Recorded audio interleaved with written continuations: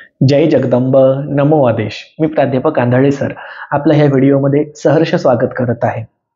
आज अतिशय रंजक असा विषय आपण घेऊन आलेलो आहोत आणि जो विषय मी घ्यावा अशी मागणी मला कित्येक वेळेला झालेली आहे. लगातार 2 वर्षापासून ही मागणी होत आहे.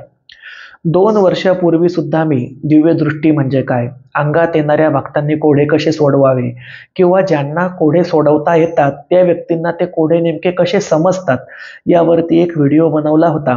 ज्या व्हिडिओचं नाव होतं की दिव्य दृष्टी म्हणजे काय आणि ती कशी प्राप्त करावी. परंतु 2 वर्षापूर्वी आपलं जे यूट्यूब चॅनल होतं ते अतिशय त्या ठिकाणी सर्वसाधारण परिस्थितीमध्ये उभं राहिलेलं. कारण 2 वर्षापूर्वी आपल्याकडे कुठल्याही चांगल्या प्रकारचा कॅमेरा नव्हता, त्या ठिकाणी चांगल्या प्रकारचा माईक उपलब्ध नव्हता. त्यामुळे त्या व्हिडिओची ऑडिओ आणि व्हिडिओ दोन्ही क्वालिटी अतिशय लो आहेत. त्यामुळे तो व्हिडिओ त्यावेळच्या लोकांनी पाहिला, त्याला प्रतिसादही छान मिळाला. परंतु ज्या 2 वर्षानंतर आपल्या चॅनलची ग्रोथ झाली, वाढ झाली, ती लक्षणीय आहे. त्यामुळे 85% 85% लोकांना तो व्हिडिओच माहीत नाही की नेमकं आपण त्यावेळेला त्या व्हिडिओमध्ये काय सांगितलं होतं. तर त्यासाठी मी पुन्हा हा टॉपिक घेत आहे. ज्या टॉपिकचा आपला विषय आहे, अंगात येणाऱ्या भक्तांनी स्वतःची कोढी कशी सोडवावी. जे भक्त कोढे सोडवतात त्यांना दिव्य दृष्टी प्राप्त झालेली असते का? ज्ञानमाळ विधी जो केला जातो, ज्ञानमाळ विधी केल्यानंतर किंवा गुरुच्या हाताने माळ घातल्यानंतर खरोखरी दिव्य दृष्टी आपोआप प्राप्त होते का? कापराची ज्योत पेटवल्यावर पेटलेल्या कापराच्या अग्नीमध्ये भूत, भविष्य आणि वर्तमान हे अंगात येणाऱ्या व्यक्तीला किंवा साधकाला दिसतं का? इत्यादी इत्यादी इत्यादी. आणि बघा, आज हा विषय मी कुठेही आऊट ठिकाणी शूट न करता जगदंबेच्या समोर बसून शूट करत आहे. माझ्या पाठीमागे जगदंबेचं स्वरूप तुम्ही बघत आहात आणि जगदंबेला जवळ बसून हा विषय शूट करण्याचं कारण असं की मला हा विषय अगदी खरा खुरा आणि जो माझ्या बाबतीत आहे आणि जो सर्व साधकांच्या बाबतीत असतो तो अगदी त्या ठिकाणी असणारा खरोखर सांगायचा आहे. खरोखर म्हणजे त्यात कुठेही मला मिरच मसाला टाकायचा नाही, त्यामध्ये तेल ओतायचं नाही, त्यामध्ये मला माझा धंदा वाढेल किंवा माझ्याकडे या मी दिव्य दृष्टी प्राप्त करून देतो अशी जाहिरातबाजी करायची नाही, किंवा मला आजच्या व्हिडिओमध्ये कुठल्याही प्रकारच्या थातूर मातूर किंवा थुकरट साधना सुद्धा सांगायच्या नाही की 21 दिवसात तुम्हाला भूत, भविष्य, वर्तमान कळेल किंवा कर्ण पिसाचिनी करा किंवा अमकं करा ढमकं करा की तुम्हाला भूत, भविष्य, वर्तमान कळेल. जे आहे, जे अगदी खरं आहे, या जगदंबेच्या साक्षीने मला ते अगदी मनापासून खरं खरं सर्वांसोबत सांगायचं आहे. म्हणून मी हा विषय देवीच्या समोर बसून शूट करतोय की माझ्या तोंडातून खोटा किंवा बनावाचा विषय कुठलाही जाऊ नये. प्रस्तावना भरपूर मोठी झाली, आता मूळ विषयाला सुरुवात करतो. आणि हा विषय आज घेण्याचं कारण काय ते सुद्धा तुम्हाला सांगतो. बघा, मागच्या महिन्यामध्ये ज्ञानमाळ सोहळा झाला, म्हणजेच गुरुदीक्षेचा कार्यक्रम झाला. या कार्यक्रमामध्ये जवळपास 25 ते 30 जणांनी माझ्याकडून गुरुदीक्षा घेतली. यापैकी एक ज्योत्स्ना म्हणून माझी शिष्य आहे, म्हणजे चेली आहे. आता खरं पाहता शिष्यच म्हणायला पाहिजे, चेली शब्द आराधी वर्ग वापरतो त्यामुळे मी चेली शब्द वापरला. माझी ही महिला शिष्य अकोल्याला राहते. आता जेव्हा हिने माझ्याकडून ज्ञानमाळ घेतली त्यानंतर मला 8 दिवसांनी कॉल आला. मी तिचा कॉल उचलला. म्हटलं, बोल बेटा ज्योत्स्ना, कशी आहेस? ती म्हटली, गुरुजी मी एकदम छान आहे, पण मी ज्ञानमाळ करून आले आणि मी दररोज कापराची ज्योत लावून त्या ज्योतीसमोर बसते, पण मला ज्योतीमध्ये काहीच दिसत नाही. मला तिचा अर्थ काही पहिले लक्षात नाही आला. म्हटलं, कापराची ज्योत लावतेस म्हणजे काय, देवाची आरती करतेस का? ती म्हटली, नाही, मी दररोज संध्याकाळी कापूर लावून कापरासमोर बसते. म्हटलं, का बसतेस? ती म्हटली, अहो कापरामध्ये मला काहीतरी दिसायला पाहिजे म्हणून बसते. म्हटलं, पहिली गोष्ट मला सांग, तुझी ज्ञानमाळ झाली तर तुला जाऊन कापूर लावायला मी सांगितलं आहे का? म्हटली, नाही. ज्ञानमाळ झाल्यावर कापूर लावल्यावर कापरात काहीतरी दिसतं असं मी तुला सांगितलं का? म्हटली, नाही. मग तू नेमकी कापूर का लावतेस? तिने मला सांगितलं की गुरुजी, माझ्या शेजारच्या पाजारच्या आराधीन बाया, म्हणजे ज्यांनी ऑलरेडी माळपरड्या दुसऱ्या गुरुकडून घेतलेल्या आहे, अशा बाया आल्या आणि त्या बायांनी मला सांगितलं की ज्योत्स्ना, आम्ही जेव्हा ज्ञानमाळ केली त्यानंतर आम्हाला सर्व भूत, भविष्य, वर्तमान धडाधड दिसायला लागलं. आम्हाला कापूर पेटवला रे पेटवला की सर्व काही दिसतं. आमच्या माघारी कोण काय बोलतं, कोण काय नाही, कोणाचं काय सुरू आहे, कोणाचं काय, कोणाच्या घरात चपात्या झाल्यात की नाही, कोणाच्या घरात भाजी कुठली बनलेली आहे, हे सर्व आम्हाला कापूर पेटवल्याबरोबर दिसतं. आणि तू आंधळे सरांकडून ज्ञानमाळ केलीस, मग तुला हे सर्व दिसतं की नाही, म्हणून तू कापूर पेटवून बघ. ही बिचारी भोळी सीता, हिने कापूर पेटवला, काही दिसलंच नाही, हिने भाबडा प्रश्न मला केला. मला फार मोठी गंमत वाटली.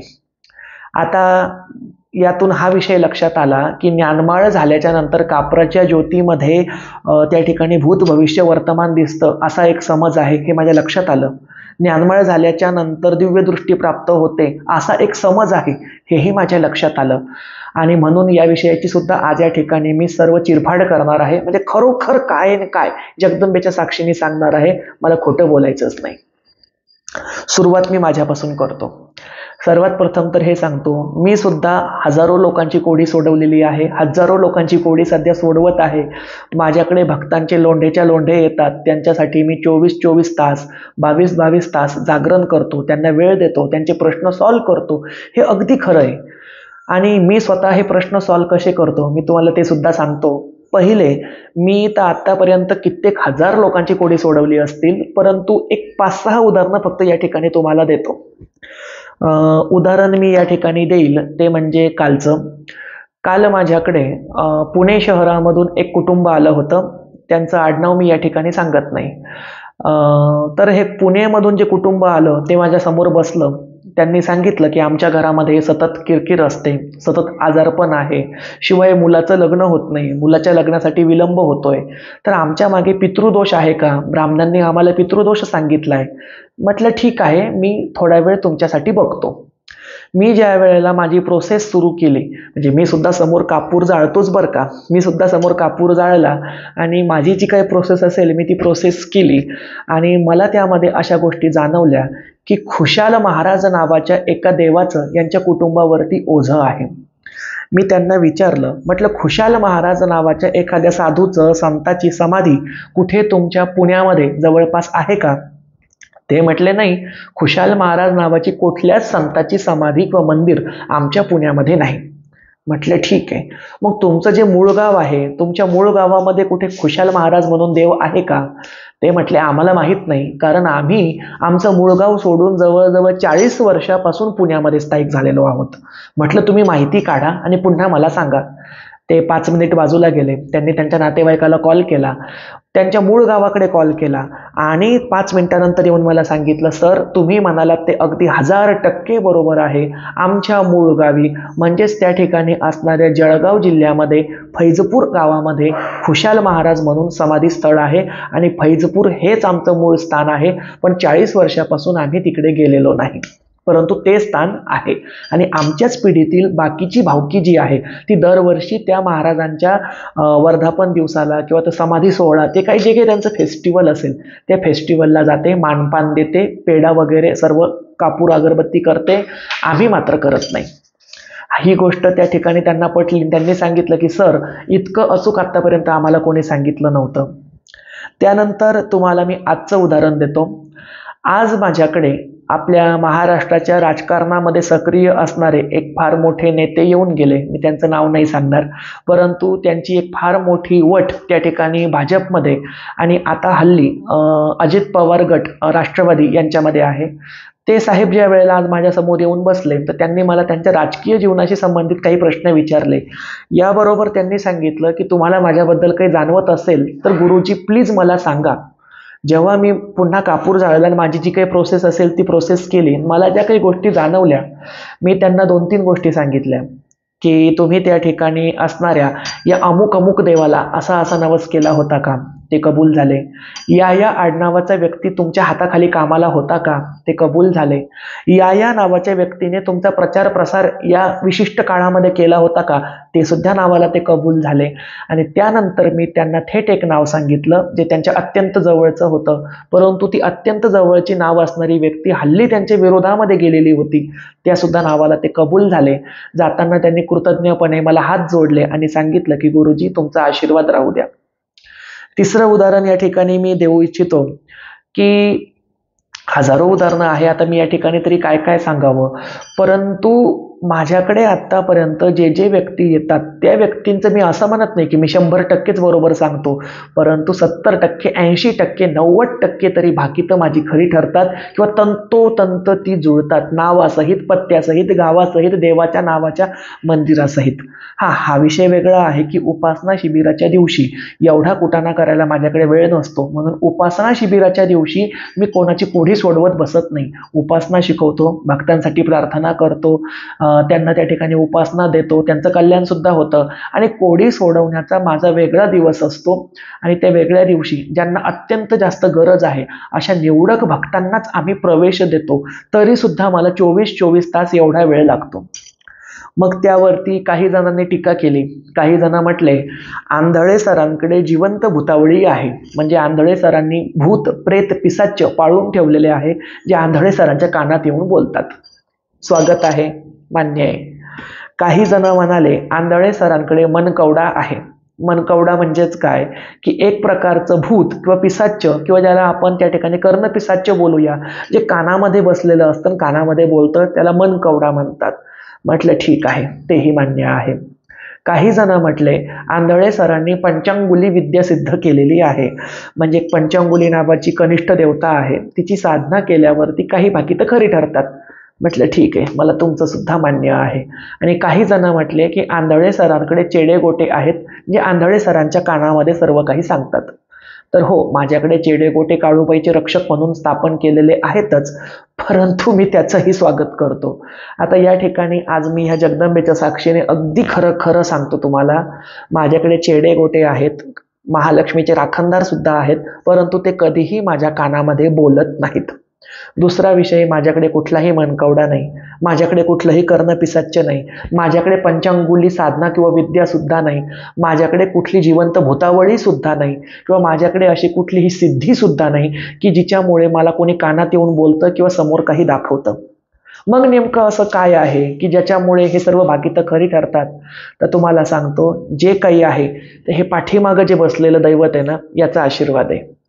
ह्या दैवताचा काय माझ्या डोक्यावरती हात आहे मला माहीत नाही, परंतु जेव्हा मी ह्या दैवताच्या नावाने गादीवरती बसतो आणि त्या ठिकाणी माझं ध्यान लागतं किंवा मी त्या ठिकाणी अंतःकरणातून जगदंबेला, श्री नवनाथ महाराजांना, शंभू महादेवाला आणि दासखेडच्या बाजीबाबाला हाक मारतो, त्यावेळेला ही जगदंबा, हे नवनाथ, दासखेडचे बाजीबाबा किंवा या ठिकाणी असणारा माझा शंभू महादेव, शंकर महादेव काय लीला करतो, आपोआप माझ्या मुखामध्ये ते शब्द येत चालतात, भाकीतं खरी ठरतात, मी जे बोलेल ते शब्द खरे होतात, भक्तांची तंतोतंत त्या ठिकाणची समीकरणं जुळतात. आणि हा अनुभव आत्तापर्यंत हजारो लोकांनी घेतलेला आहे, अगदी हजारोच्या हजारो. आता पुढचा विषय येऊन जातो, हे सर्व मला कळतं, मग नेमकं हे मला डोळ्यांच्या समोर दिसतं का? किंवा मला त्या ठिकाणी एखाद्या TV सारखं काहीतरी माझ्या समोर उभं राहतं, किंवा नेमकं ही प्रोसेस घडते कशी, हे मी तुम्हाला सांगतो. सदरची प्रोसेस अशी असते की ना मला डोळ्याच्या समोर TV सारखं दिसतं, ना माझ्या कानामध्ये येऊन कोणी बोलतं, माझ्या अंतर्मनामध्ये तशा पद्धतीचे तरंग उठतात. अंतर्मनामध्ये तरंग उठतात म्हणजे काय, तर माझं अंतर्मन मला बोलतं आणि माझं जे अंतर्मन मला बोलतं तेच उत्तर मी समोरच्या भक्ताला देतो, जे अगदी खरं ठरतं. ना मला डोळ्यासमोर कधी काही दिसलेलं आहे, ना माझ्या कानात येऊन कुठल्या शक्तीने काही सांगितलेलं आहे. माझ्या कानामध्ये एखाद्या देवीने किंवा देवतेने येऊन सांगावं किंवा माझ्या डोळ्यासमोर TV सारखं दिसावं एवढी माझी खरंच पात्रता नाही आणि माझी तेवढी लायकी सुद्धा नाही. जर मला कधी असं भविष्यामध्ये दिसलं तर मी नक्की समोर येऊन सांगेल, परंतु असं कधीही मला दिसत नाही. बऱ्याच वेळेला स्वप्न दृष्टांतामध्ये मला साक्षात काही शक्ती गोष्टी दिसतात, परंतु त्या स्वप्न दृष्टांतामध्ये दिसतात. असे ज्या वेळेला मी कोडे सोडवायला बसतो त्यावेळेला अंतःकरणामध्ये तरंग उठतात. अंतःकरणामध्ये तरंग उठून त्या ठिकाणी ती गोष्ट सतत आंदोलित होते आणि अंतःकरणामध्ये आंदोलित झालेली गोष्ट जेव्हा मी समोरच्या भक्ताला सांगतो ती 100% किंवा 90% खरी उतरते. यामध्ये माझं काहीही श्रेय नाही. जे काही आहे ते माझ्या अंतःकरणामध्ये तरंग उठवणारे माझे परमपूज्य गुरु परशुराम नाना यांचा आशीर्वाद आणि ह्या जगदंबेचं वरदहस्त आहे. आता या ठिकाणी काही जणांना माझी भाषा थोडीशी अवघड वाटली असेल की बाबा सर म्हणतायत अंतर्मनामध्ये तरंग उठणे म्हणजे काय किंवा आंदोलन होणं म्हणजे काय. एकदम सोप्या भाषेमध्ये जर सांगायचं की जे जास्त सुशिक्षित नाही किंवा निरक्षर आहे किंवा कमी शाळा शिकलेले आहे अशांसाठी एकदम गावरान भाषेमध्ये जर सांगायचं तर मी अंतःकरणातून सांगतो, आपल्या मनामध्ये त्या ठिकाणी सारखी सारखी एखादी गोष्ट रिपीट होते. आपण एखाद्याचं कोडं सोडवायला बसलो किंवा सांगायला बसलो, त्याच्याबद्दल आपण विचार करायला लागलो की मनामध्ये सारखा सारखा शब्द यायला लागतो. फॉर एक्झाम्पल, जसं काल मी त्या ज्या केरिंगे ताई आहेत पुण्याच्या, सॉरी त्यांचं आडनाव मला सांगायचं नव्हतं पण निघलं तोंडातून, तर त्या ताईचं सांगताना मी जेव्हा त्यांच्याबद्दल असं मनात मनात विचार केला आणि जगदंबेचं स्मरण केलं की आई, यांच्या मागे काय इडापिडा असेल, काय यांच्या मुलाचं लग्न होत नाही, काय यांच्या घरामध्ये सुख शांतता नाही, वास्तुदोष आहे का, पितृदोष आहे का, मला काहीतरी सुचव. त्यावेळेला माझ्या मनामध्ये खुशाल खुशाल खुशाल असं नाव सारखं सारखं यायला लागलं. त्यानंतर खुशाल बाबा, खुशाल महाराज, खुशाल बाबा, खुशाल महाराज असं नाव सारखं सारखं मनामध्ये यायला लागलं. आणि जे नाव माझ्या मनामध्ये आलं ते नाव मी थेट त्यांना विचारलं, जे त्यांच्या मूळ गावी तंतोतंत निघालं. अशाच पद्धतीनुसार आज माझ्याकडे जे महाराष्ट्रातील फार मोठे एक बडे नेते येऊन गेले, राजकीय नेते, मी त्यांच्याबद्दल अंतःकरणातून जगदंबेला प्रार्थना केली की आई, मी यांना काय सांगू, यांचं भविष्य काय आहे, मला तू काहीतरी सांग. माझ्या अंतःकरणामध्ये जी जी नावं येत गेली, माझ्या अंतःकरणामध्ये जी जी नावं, जे जे दृश्य, ज्या ज्या घटना माझ्या अंतर्मनामध्ये सारख्या सारख्या रिपीट व्हायला लागल्या, मी त्याच त्यांना विचारत गेलो. त्या अगदी तंतोतंत खऱ्या निघाल्या. अशाच पद्धतीनुसार मी सर्वांची कोडी सोडवतो. आता या ठिकाणी तुम्हाला एक गंमत सांगतो. एक 15 दिवसापूर्वी बहुतेक माझ्याकडे एक आगेवाल नावाचे सद्गृहस्थ आले. तर ते आले, माझ्या समोर बसले पती पत्नी. ते म्हणाले, आम्ही आत्तापर्यंत कुठल्याही बाबा बुवाकडे गेलेलो नाही, आमचा विश्वास सुद्धा नाही, आम्ही फक्त देवाला मानतो. आणि ते मूळ राजस्थानचे निवासी आहेत, त्यांचं मूळ राजस्थान आहे, परंतु ते इकडे धंद्यानिमित्त स्थायिक झालेले आहेत काही पिढ्यांपासून. मी जेव्हा त्यांचं सांगायला बसलो तर माझ्याजवळ त्यावेळेला 7-8 इतर भक्त सुद्धा होते, ते साक्षीदार आहेत, ज्यामध्ये जनार्दन लोखंडे होता, दुर्गेश होता, आमचे अशोक भाऊ होते, आमचे साहेबराव होते, बरेच जण होते. मी त्यांना सांगितलं की तुमच्या घरामध्ये पित्रांच्या नावाने काही पॉकेट मनी किंवा बटवा काढण्याची प्रथा होती का. हे माझ्या अंतर्मनामध्ये सारखं सारखं यायला लागलं. पित्रांचे पॉकेट मनी, पित्रांचा बटवा, पित्रांचे पॉकेट मनी, पित्रांचा बटवा. मी दुसरा प्रश्न त्यांना विचारला, तुम्ही पिण्याच्या पाण्याच्या माठाच्या खाली दिवा लावता का आणि खिडकीमध्ये दिवा लावता का, आणि तो पित्रांच्या नावानेच लावता का. कारण माझ्या अंतर्मनामध्ये उठायला लागलं होतं, पाण्याच्या मडक्याखाली दिवा, पाण्याच्या मडक्याखाली दिवा, खिडकीमध्ये दिवा, खिडकीमध्ये दिवा, पित्रांचा दिवा, पित्रांचा दिवा, हे माझं मनच मला बोलायला लागलं होतं. आणि तिसरा प्रश्न मी त्यांना विचारला की राणी सती नावाच्या कुठल्या देवीचं किंवा काही एखाद्या असणाऱ्या शक्तीचं तुम्ही काही मंगलपाठ बोलले होते का. कारण माझ्या अंतर्मनामध्ये सती राणी मंगलपाठ, सती राणी मंगलपाठ असं वारंवार उठायला लागलं होतं. 3 प्रश्न विचारले. 3 प्रश्नांपैकी 2 प्रश्नाला त्यांनी होकार भरला की राणी सती नावाच्या देवीचा मंगलपाठ आम्ही कबूल केलेला आहे. दुसरा विषय, आम्ही माठाच्या खाली दिवा लावतो, खिडकीमध्ये सुद्धा दिवा लावतो, पित्रांच्याच नावाने लावतो.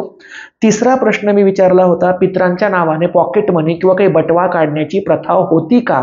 तर ते नाही म्हटले. मी म्हटलं विचार करून सांगा. ते म्हटले अजिबातच नाही, अशी कुठलीच प्रथा आमच्या खानदानीमध्ये नाही. म्हटलं ठीक आहे, हरकत नाही. मी त्यांना काही दवा पाणी उदी द्यायची ती दिली, त्यांना रवाना केलं. 2 दिवसानंतर त्यांनी एका महिलेच्या हाताने मला पुन्हा निरोप पाठवला की सरांना सांगा, तुम्ही सांगितलेली गोष्ट खरी निघाली. आमच्या कुटुंबामध्ये पित्रांच्या नावाने दक्षिणा बटवा काढत होते, पण हा विषय आम्हाला माहीत नव्हता. आम्ही आमच्या इतर खानदानीच्या लोकांना विचारलं, जुन्या लोकांना, त्यांनी सांगितलं की हो, ती प्रथा होती आणि आहे, आम्हाला माहीत नव्हतं. सरांनी अगदी परफेक्ट सांगितलं. आता या जगदंबेच्या साक्षीने तुम्हाला सांगतो, हे अंतर्मनामध्ये उठतं हो, डोळ्याच्या समोर दिसत नाही, कापराच्या ज्योतीमध्ये दिसत नाही. मग मी कापराची ज्योत नेमकी का लावतो. तर बघा, कापराची ज्योत यासाठी लावावी की अनिष्ट शक्तींनी त्या ठिकाणी प्रवेश करू नये. ही जी आदिशक्ती आहे, जी महादेवाची पहिली पत्नी सती होती, या सतीने त्या ठिकाणी होमकुंडामध्ये उडी मारून स्वतःचं आत्मदहन केलं. ही सतीची ज्योत आहे, म्हणजेच त्या ठिकाणी सत्वाची ज्योत आहे, म्हणून कापराची ज्योत लावली जाते. ही माहूरगड निवासिनी सती रेणुका माता अग्निकुंडातून उत्पन्न झाली आणि अवतार समाप्तीच्या वेळेला जमदग्नी ऋषींच्या सोबत अग्निकुंडामध्येच म्हणजे चितेमध्ये सती गेली, म्हणजे अग्नीमध्येच विसर्जित झाली आणि पुन्हा अग्नीमधूनच गळ्यापर्यंत वर आली. ही तिची माहूरगडला साक्ष आहे. म्हणजेच सांगायचा उद्देश काय, जगदंबा सप्तशृंगी असो, रेणुका असो, तुळजाभवानी असो, महालक्ष्मी असो, महाकाली असो, या अग्नितत्व प्रधान देवता आहेत आणि अशा अग्निमय प्रधान देवी देवतांचं प्रतीक म्हणून त्या ठिकाणी कापराची ज्योत लावली जाते. त्या ज्योतीचा उद्देश वाईट शक्तीने आपल्याजवळ प्रवेश करू नये आणि आपला ऑरा क्लीन राहावा, आपलं आभा मंडळ क्लीन राहावं, निर्मळ राहावं, निर्मळ राहावं, स्वच्छ राहावं, एवढाच त्याचा उद्देश असतो. जगात कोणाला सुद्धा कापराच्या ज्योतीमध्ये काहीच दिसत नसतं, ना मला दिसतं ना इतर कोणाला दिसतं. जर कोणी सांगत असेल की आम्हाला कापराच्या ज्योतीमध्ये भूत भविष्य वर्तमान दिसतं, तर त्यांनी त्यांच्या अंतःकरणामध्ये शोधून पाहावं. त्यांच्या अंतर्मनामध्ये तरंग उठतात, म्हणजे त्यांचं अंतर्मन त्यांना बोलतं आणि ते बाकीचं खरी ठरतात. डायरेक्ट ज्योतीच्या आगीमध्ये कोणालाच काही दिसत नसतं. दुसरा विषय म्हणजे डोळ्यांच्या समोर साक्षात काही दिसतं का, तर मी सांगतो कोणालाच जगामध्ये डोळ्यांच्या समोर काहीही दिसत नसतं. अंतर्मनामधलं जे आपलं अंतर्मन बोलतं तेच आपल्याला समोरच्याला सांगायचं असतं. आता हे कसं शक्य आहे, तर बघा, हे तुमच्या भक्तीच्या कुवतीवर अवलंबून आहे. तुम्ही जेवढी गुरुमंत्राची कानमंत्राची साधना करता, या गुरुमंत्राच्या आणि कानमंत्राच्या साधनेतून तुम्हाला हे त्या ठिकाणचे आभास ग्रहण करण्याची क्षमता प्राप्त होते. बरं, ज्यांनी गुरुमंत्र आणि कानमंत्र घेतलेला नाही अशांचं काय, तर तुम्हाला सांगतो, ज्यांनी कोणालाच गुरु केलेलं नाही अशांनी त्या परमोच्च पिता परमेश्वराला स्वतःचं गुरु मानावं. म्हणजे आम्हाला कुठल्याच गुरुची गरज नाही, हा जो वरती बसलेला देव आहे, ईश्वर आहे, हाच आमचा गुरु आहे असं म्हणून आपण मनःपूर्वक एखाद्या देवाचा नामजप सुरू केला तरी सुद्धा विशिष्ट कालावधीनंतर आपल्या अंतर्मनामध्ये वातावरणाच्या लहरी ग्रहण करण्याची क्षमता प्राप्त होते. मग असला जप कुठला, एखादा स्वामी समर्थांचा श्री स्वामी समर्थ या मंत्राचा जर विशिष्ट वेळेसाठी खूप जास्त जाप करत असेल, तर एखाद्या व्यक्तीला गुरुमंत्र न घेता सुद्धा स्वामी समर्थांच्या नाममंत्रामुळे त्या ठिकाणी असे आभास निर्माण होऊ शकतात, म्हणजेच त्याला ती क्षमता प्राप्त होऊ शकते. एखादा संत गजानन महाराज असो, शिर्डीचे साईबाबा असो, दासखेडचे बाजीबाबा असो, नवनाथांपैकी एखादी सिद्धनाथ असो, एखादी देवी असो, अहो साधा तुम्ही जगदंब जगदंब जगदंब जगदंब जगदंब असा जरी जाप करत राहिले तरी सुद्धा विशिष्ट काळानंतर तुमच्या अंतर्मनामध्ये असे तरंग उठायला सुरुवात होते. आता तुम्हाला उदाहरण सांगतो. माझ्याकडे एक शुभम परदेशी नावाचा मुलगा आहे, जो त्या ठिकाणी अहिल्यानगरचा रहिवासी आहे, नेवाशाचा. आता नेवाशाचा असणारा हा पोरगा, याने पहिले त्या ठिकाणी अनेक गुरु तो फिरला होता. त्यानंतर त्याने माझ्या हाताने ज्ञानमाळ केली. ज्ञानमाळ झाल्यानंतर तो म्हटला की भाऊ, म्हणजे शिष्य मला भाऊ म्हणतात, भाऊ तुमच्या सर्व शिष्यांना काही ना काही अनुभव घडतात. तुम्ही कोणाच्या स्वप्नात जाता, कोणाच्या स्वप्नात देवी येते, कोणाच्या स्वप्नामध्ये काही वाईट शक्ती येते. माझ्या स्वप्नात ना कधी तुम्ही आलात, ना कधी देवी आली, ना माझ्या स्वप्नात कधी वाईट शक्ती येते. अहो माझ्या स्वप्नात काय मला कथंच काही जाणवत नाही, मग कुठेच काही जाणवत नसल्यामुळे मी देवाला मानायचं कसं, हा माझ्यासमोर प्रश्न आहे. मी त्याला एकच सांगितलं, म्हटलं बाळा, तू जो गुरुमंत्र घेतलास, कानमंत्र घेतलास, रोज त्याची सव्वा तास साधना सुरू कर. त्यांनी तशी साधना जवळजवळ 30-35 दिवस केली. साक्षात त्याच्या स्वप्नामध्ये माहूरगड निवासिनी रेणुकेनी दर्शन दिलं, हे स्वतः त्यांनी मला येऊन सांगितलं. तब्बल 3 दिवस माहूरगड निवासिनी रेणुका माता त्याला साक्षात स्वप्नामध्ये दर्शन देत होती. त्यानंतर त्याच्या स्वप्नामध्ये सौंदत्ती निवासिनी यल्लम्मा देवीचा झक सुद्धा आला. जी माहूरची रेणुका, तीच सौंदत्तीची यल्लम्मा, दोन्ही एकच आहे. पण रेणुका मातेने त्याला यल्लम्मा आणि रेणुका दोनही स्वरूपामध्ये दर्शनं दिली.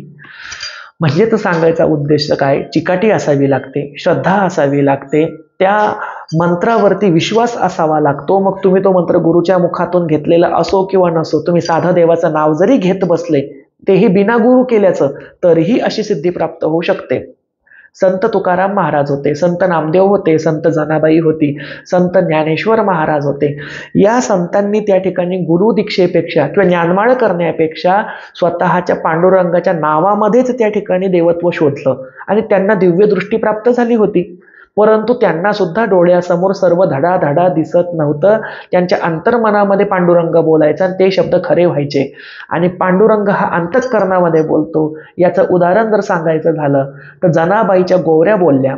जनाबाईच्या थापलेल्या गोवऱ्यांमधून विठ्ठल विठ्ठल विठ्ठल असा नामजप ऐकू यायला लागला.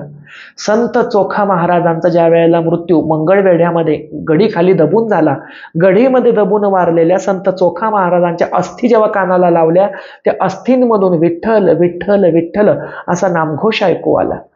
आणि तुम्हाला सांगतो, हे संत आहे किंवा हे जे मोठे संत श्रेष्ठ पुरुष आहे, महापुरुष आहे, सिद्ध पुरुष आहे, कोणालाच डोळ्यासमोर फारसं काही दिसत नसतं. कारण अशी डोळ्यासमोर दिसणारी दिव्य दृष्टी ही त्या ठिकाणी द्वारपाल युगामध्येच बंद झालेली आहे. फार तुरळक असे काही जे अवतारी पुरुष असतात त्यांना डोळ्यासमोर त्या ठिकाणी दिसतं. जसं की शिर्डीचे साईबाबा, शेगावचे गजानन महाराज, अक्कलकोटचे श्री स्वामी समर्थ, श्री चिले दत्त महाराज किंवा त्या ठिकाणी असणारे थोर विभूती. परंतु अशा विभूती हजारो लाखो करोडो लोकांमधून एकदा जन्माला येतात आणि ते युगानुयुगे नवीन अवतार घेत नाहीत. मग आपण त्यांची चढाओढ का करावी? आपण फक्त सिद्धिप्राप्तीसाठी किंवा जगाला किती दाखवण्यासाठी की आम्हाला किती समजतं बघा, यामध्ये काहीही पडलेलं नाही. ही मोहमाया आहे, ही तृष्णा आहे. हिच्यातून बाहेर निघा. मनापासून कुठल्याही देवाचं नाव घेत राहा. तुमचं अंतर्मन तुम्हाला बोलतं. आता इथे काही मुद्दा येईल की बाबा तुम्ही असं म्हणताय, पण मग त्या ठिकाणी असणारे आपले जे काही मोठे मोठे महाराज आहेत, जसं की बघा पंडोखर सरकार म्हणून एक महाराज चिठ्ठीवरती भूत भविष्य वर्तमान लिहितात.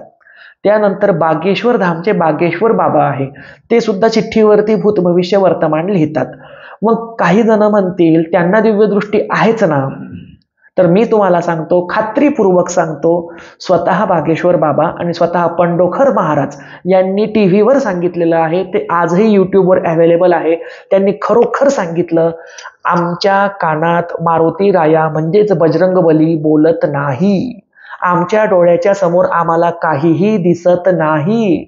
फक्त आमच्या अंतःकरणामध्ये काही तरंग उठतात. आमचं अंतःकरण आम्हाला बोलतं, आमचं अंतर्मन आम्हाला बोलतं, आणि जे आमचं अंतर्मन बोलतं ते आम्ही सरळ सरळ चिठ्ठीवर लिहितो आणि ते 100% खरं ठरतं. ही त्या मारुती रायाची, हनुमंताची कृपा आहे. अगदी फार मोठं मन लागतं खरं खरं कबूल करायला, जसं आज मी माझ्या बाबतीमध्ये खरं खरं कबूल केलं. म्हणून सांगतो, एवढे मोठे बागेश्वर बाबा, एवढे मोठे पंडोखर सरकार किंवा या ठिकाणी हजारो लोकांची कोडी सोडवणारा स्वतः मी तर एवढा मोठा नाहीये, परंतु तरी भरपूर लोकांची कोडी सोडवलेली आहेत. आम्हाला कोणालाच डोळ्यासमोर काही टीव्ही सारखं धडाधडा दिसत नाही, कापराच्या ज्योतीमध्ये काहीच दिसत नाही. आणि याबरोबरच सांगतो, मी ज्या वेळेला ज्ञानमाळ घेतली, परमपूज्य गुरु परशुराम नाना आंभोरे यांची ज्ञानमाळ घेतल्याच्या 2-3 वर्षानंतर मला हे समजायला लागलं.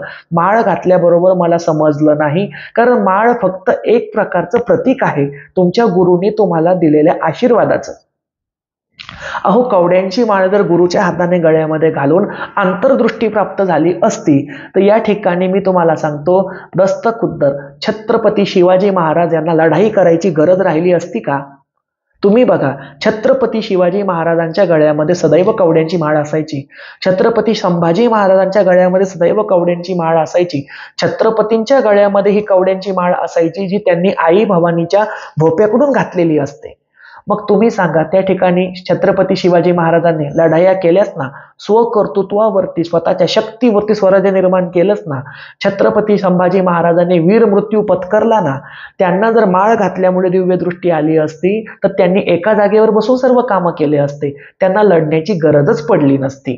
त्यामुळे मी तुम्हाला या ठिकाणी प्रांजळपणे सांगतो, कवड्यांची माळ गुरुच्या हाताने घातल्याने, म्हणजेच मग ती आराध्याची कवड्याची माळ असो, शिवपंथाची किंवा नवनाथाची रुद्राक्षाची माळ असो, वैष्णव पंथाची त्या ठिकाणी असणारी तुळशीची माळ असो, किंवा त्या ठिकाणी लखाबाई महालक्ष्मीची असणारी बांगड्यांची माळ असो, अशा कुठल्याही प्रकारच्या माळी घातल्यामुळे कुठल्याही प्रकारचं अंतर्ज्ञान, दिव्यदृष्टी प्राप्त होत नसते. गुरुमंत्र घ्यावा, गुरु दीक्षा घ्यावी, ती स्वतःच्या आध्यात्मिक प्रगतीसाठी, स्वतःच्या मोक्षप्राप्तीसाठी, या माया मोहपाशामधून मोकळं होण्यासाठी, सन्मार्गासाठी, अंधकारातून उजेडाकडे जाण्यासाठी.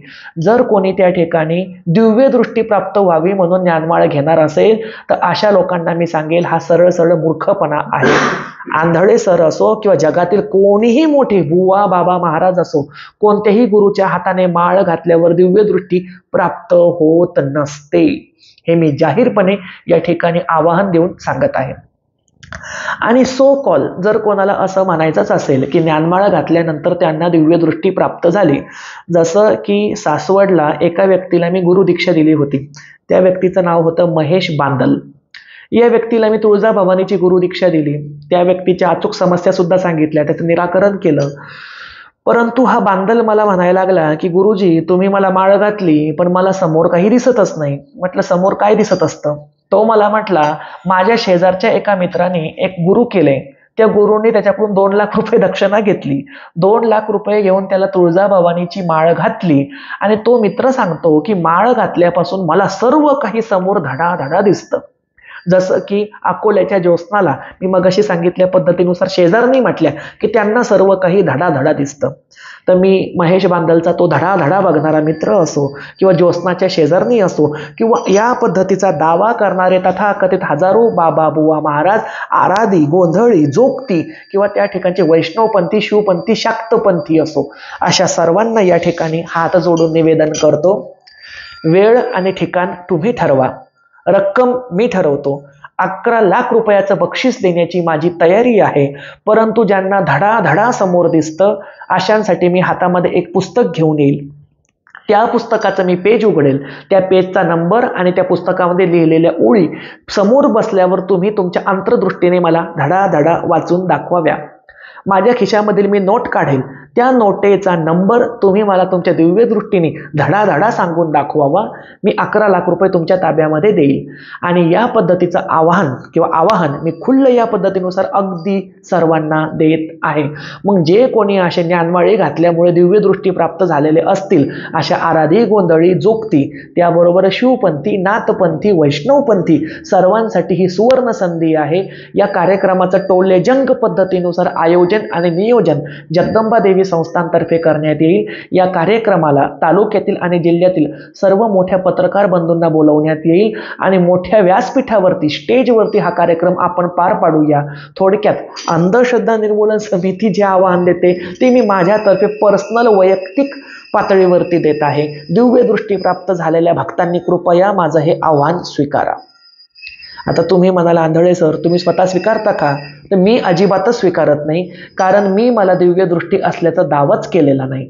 मी मगापासून सांगतोय, मला डोळ्यासमोर काही दिसत नाही, मला कापराच्या ज्योतीमध्ये काही दिसत नाही. माझं अंतर्मन मला जे बोलतं मी ते भक्तांना सांगतो, ते खरं निघतं.